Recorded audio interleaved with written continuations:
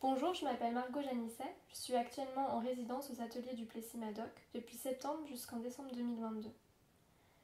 J'ai été diplômée en 2020 de l'École nationale supérieure d'art de Paris-Cergy.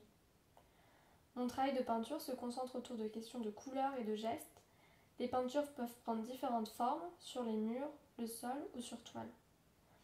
Pour la résidence, aux ateliers du Plessis-Madoc, je travaille sur une nouvelle série de peintures sur toile, dont le point de départ est cette idée d'apprendre à parler à l'eau, d'apprendre son langage, son mouvement, de saisir sa rêverie, son mystère. Pour ça, j'ai beaucoup observé ici, à Saint-Jacques-de-la-Mer, l'océan. Je me suis beaucoup promenée. Saint-Jacques-de-la-Mer, c'est une presqu'île où l'eau se trouve de toutes parts. J'ai beaucoup observé le mouvement de la marée quand elle monte, quand elle descend, le mouvement de l'écume à la surface de l'eau, les spirales que ça crée, les flux. Et toutes ces sensations de la surface de l'eau m'a amenée à faire cette série de peintures qui est composée de grandes toiles. J'avais vraiment envie que le regardeur se sente immergé dans le mouvement aquatique.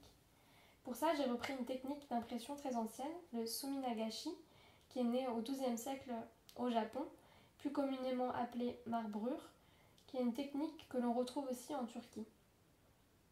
Cette technique est très simple. Dans une flaque d'eau, on dépose des encres colorées qui vont flotter à la surface, puis on dépose un support sur lequel les encres s'impriment sur la surface du support. Pour moi, cette technique est vraiment un outil qui me permet d'enregistrer un moment, une rencontre avec l'eau, son empreinte. C'est comme si, à la surface de ma toile, se déposait la peau de l'eau.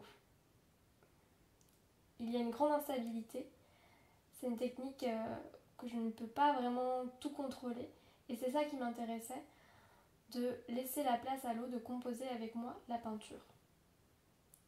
Être à Saint-Jacques-de-la-Mer, c'est aussi sentir la place particulière et spécifique de l'eau dans le paysage, l'impossibilité de le contrôler et de la contenir. Avec la montée des eaux, on peut observer déjà les contours qui se modifient et j'avais vraiment envie de travailler avec cette matière de l'eau qui vit, s'étale, se meut, s'infiltre et s'évapore. Je disparais dans la mer, je vois un rose et ne vois rien d'autre. L'eau monte, elle me pousse et m'éjecte. Je porte les couleurs, je me noie dans le violet.